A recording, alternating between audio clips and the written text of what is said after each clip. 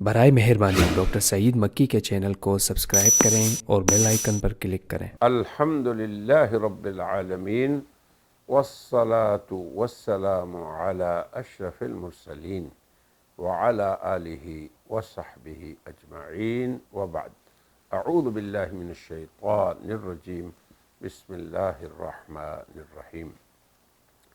وَأَذِّن فِي النَّاسِ بِالْحَجِّ يَأْتُوكَ رِجَالًا وَعَلَى كُلِّ ضَامِرٍ يَأْتِينَ مِنْ كُلِّ فَجٍّ عَمِيقٍ لِيَشْهَدُوا مَنَافِعَ لَهُمْ۔ وقال جل جلالہ الحج اشہر معلومات فمن فرض فیہن الحج فلا رفث ولا فسوق ولا جدال فی الحج۔ وقال النبی صلی اللہ علیہ وسلم من حج فلم يرفث ولم يفسق رجع كيوم ولدته امه۔ صدق اللہ وصدق رسول اللہ صلی اللہ علیہ وسلم۔ ناظرین و سامعین، حج کے موضوع پر اس ماہ میں یہ ہماری دوسری مجلس ہے۔ پہلی مجلس میں ہم نے اتنی گزارش کی تھی کہ حج اسلامی امت کی وحدت کا عظیم مظہر ہے، تو امت کو یہ سبق مل جانا یہ حج کے عظیم منافع میں سے ہے کہ تمام حجاج کرام ہی نہیں بلکہ حجاج کرام کے جو گھر والے ہیں، اہل و عیال ہیں، یا ان کی جو اولاد ہے یا ان کے ملنے والے، یہ سمجھ جائیں کہ یہ ایک امت ہے جس کا ایک رب، ایک کعبہ اور اس کا ایک حرم ہے اور اس کا ایک عرفات ہے اور اس کے مشاعر مقدسہ ایک ہی ہیں۔ تو یہ اکائی کا ایک پیغام ملتا ہے حج سے۔ تو حج دیگر عبادات کی طرح مقصود اس کا بھی اصلاح انسان ہے، بلکہ پوری شریعت اللہ تعالی نے انسان کی اصلاح کی خاطر بنائی کہ وہ اس دنیا میں بھی سعادت مند ہو اور آخرت میں بھی۔ اب آپ دیکھیں، تھوڑا سا تأمل کریں میرے ساتھ۔ اسلام کا پہلا رکن شہادتین کے بعد نماز ہے۔ شہادتین پہلا رکن اور دوسرا نماز، یعنی اعمال میں سے پہلا عمل جو دین کا رکن ہے۔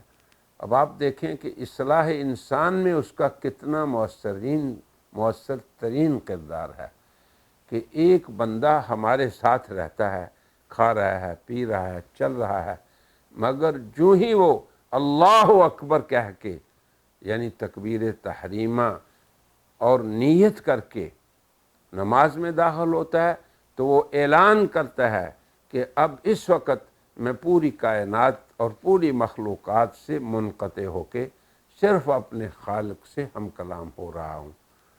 اب آپ دیکھیں کہ یہ تصور دن میں کم از کم 5 بار ایک مسلمان کو ہوتا ہے کہ وہ اللہ سے جڑ جائے، کامل طور پر پوری مخلوقات سے مکمل طور پر منقطع ہو کے۔ یہ نماز کا تصور ہے۔ اور فرض نمازیں 5 ہیں، اس کے علاوہ نفل نمازیں بھی، اور جب بھی کوئی نماز آپ پڑھتے ہیں تو تکبیر تحریمہ نیت کے ساتھ آپ کو کہنی پڑتی ہے۔ تو یوں ایک انسان جب مخلوقات سے کٹ کر اپنے خالق سے ہم کلام ہوتا ہے اور اس کی ثنا کرتا ہے، حمد کرتا ہے، اس سے ہدایت مانگتا ہے، تو بار بار کیا تصور اسے ملتا ہے کہ میں محتاج ہوں ہدایت کا اور میرا رب ہادی ہے۔ تو یہ ہے اصل اصلاح انسان کا فلسفہ نماز میں۔ اور پھر یہ تکرار ہوتی ہے۔ ٹھیک ہے کہ نماز 2 منٹ، 3 منٹ، 5 منٹ، چند منٹوں کا یہ انقطاع ہے مخلوق سے اور خالق سے جڑنا ہے، مگر اللہ فرماتے ہیں اقم الصلاۃ لذکری، تاکہ اللہ کی یاد پیدا ہو اور اللہ سے انسان غفلت میں نہ ہو۔ اب آپ آ جائیں روزے میں۔ روزے میں بھی کیا ہے؟ یہ دوسری ایک عبادت ہے کہ انسان جب نیت کرتا ہے تو اس کی عظیمت ہے کہ طلوع فجر سے غروب آفتاب تک اس نے اللہ کی نافرمانی نہیں کرنی، یہ ہے روزہ۔ تو اب دیکھیں کیسے ایک انسان کی اصلاح کی پریکٹس عملی ہو رہی ہے، اور یہ پریکٹس 24 گھنٹوں میں سے تقریباً کبھی 12 گھنٹے ہوتی ہے، کبھی 14 گھنٹے ہوتی ہے، بعض ملکوں میں 20 گھنٹے تک چلی جاتی ہے۔ یعنی جتنا روزے کی مدت ہے یہ عملی پریکٹس ہے معصیت سے بچنے کی اور اللہ کی اطاعت اختیار کرنے کی۔ اب اسی طرح ہم آ جاتے ہیں حج کی طرف۔ تو حج اب آپ دیکھیں یہ مختلف ہے نماز سے بھی اور روزے سے بھی۔ اور کیسے شروع ہوتا ہے؟ آپ نیو یارک میں تھے، لندن میں تھے، اسلام آباد میں تھے، چین سے آپ نکلے، مشرق سے مغرب سے کسی ملک سے نکلے، تو کس طرح آپ نکلتے ہیں؟ جب ایک انسان حج کے لیے نکلتا ہے تو کون سا لباس پہنتا ہے؟ سبھی جانتے ہیں کہ وہ اپنی عادت کا لباس چھوڑ دیتا ہے۔ اب آپ دیکھیں جب آپ لباس مخصوص پہنیں گے تو یہ نہیں کہ صرف آپ دیکھ رہے ہیں، آپ کے گھر والے دیکھ رہے ہیں یا آپ کے ماحول مسلمان دیکھ رہے ہیں، بلکہ ایک حاجی جس ملک سے بھی سفر کرتا ہے اس ملک سے مکہ تک پہنچنے والے دیکھنے والے تمام اسے دیکھ رہے ہیں کہ اس شخص نے تو اپنی عادت کا معمول کا لباس جو 20 سالوں سے پہن رہا تھا وہ چھوڑ دیا۔ پھر اس کے بعد حاجی کتنے احرام کے بعد اعمال کو چھوڑتا ہے؟ سبھی جانتے ہیں کہ کسی کو اذیت نہیں دیتا، فلا رفث ولا فسوق، زبان میں احتیاط کرتا ہے، عمل اور فعل میں احتیاط کرتا ہے۔ جس طرح نماز کی حالت میں آپ بولتے نہیں، نماز کی حالت میں آپ بہت سے جائز کام نہیں کرتے، اسی طرح حج کی حالت ایک لمبی حالت ہے۔ احرام انسان اپنے ملک سے پہن کے جب نیت کر لیتا ہے تو جب تک فارغ نہ ہو وہ حالت تحریمہ میں ہی ہے، کہ یعنی اس نے بہت سے اعمال کو، کاموں کو اپنے اوپر فمن فرض، جس نے حج کی نیت کر لی، فرض کر لیا، اب اسے یہ چیزیں نہیں کرنی۔ لا رفث، کوئی اس نے زبان سے اللہ کی نافرمانی نہیں کرنی، ولا فسوق، اپنے قول و فعل کے ساتھ ساتھ اعمال کی بھی اصلاح کرنی ہے، ولا جدال، دوسرے انسانوں کے ساتھ بھی اس نے کوئی جدال نہیں کرنا۔ تو اب یہ میں سمجھا رہا ہوں کہ اللہ تبارک و تعالی نے جتنے ارکان اسلام ہم پہ فرض کیے ان سے براہ راست حضرت انسان ہی کا فائدہ ہے اور وہ اس کی اصلاح سے تعلق رکھتے ہیں۔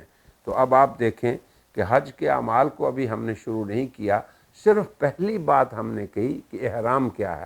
اب آپ اپنے عادات کے اور معمول کے کپڑے چھوڑ دیتے ہیں، پھر آپ اپنے بدن کو بھی ٹچ نہیں کرتے کہ ناخن آپ کے اپنے ہیں نہیں اتارتے، بال آپ کے اپنے ہیں آپ نہیں اتارتے، کیوں کہ اللہ نے منع فرمایا۔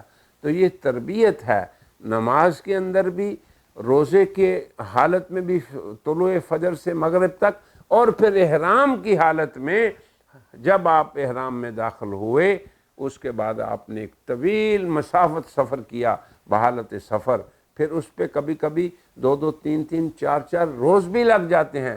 اور اگر کوئی شخص اپنے ملک سے عمرے کی بجائے حج کی نیت کرتا ہے تو اس کے تو کئی دن کئی ہفتے بھی حج میں اسے احرام میں رہنا پڑتا ہے۔ تو میری گزارش آپ سامعین و ناظرین سے یہ ہے کہ ہم اگر نماز کو بھی پڑھنے لگیں تو استحضار رہے اس امر کا کہ اللہ تعالیٰ نے ہم پہ یہ نماز ہماری اصلاح کے لیے فرض کی، اس لیے ہم اپنے اندر کا بھی تزکیہ کریں اور باہر کو بھی اپنے رسول اللہ صلی اللہ علیہ وسلم کی نماز جیسا بنائیں۔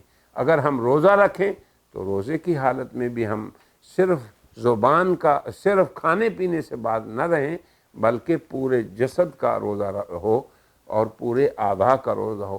اسی طرح حالت احرام میں ابھی ہم نے حج کے پہلے عمل احرام کی بات شروع کی، تو یہی تصور ہمارا ہونا چاہیے کہ ہم اللہ تعالی جو ہمارا خالق و مالک بھی ہے اور شارع بھی ہے، اسی نے ہمارے لیے یہ احکام وضع کیے کہ ہم اس کی تمام پابندیوں کے پابند رہیں گے۔ یہی اصل احرام ہے، اور آج ہم اسی پہ اپنی مجلس کا اکتفا کرتے ہیں، اور انشاءاللہ بقیہ جو اعمال ہیں ان کے بارے میں ہم آئندہ مجلسوں میں ذکر کریں گے۔ وآخر دعوانا ان الحمد للہ رب العالمین۔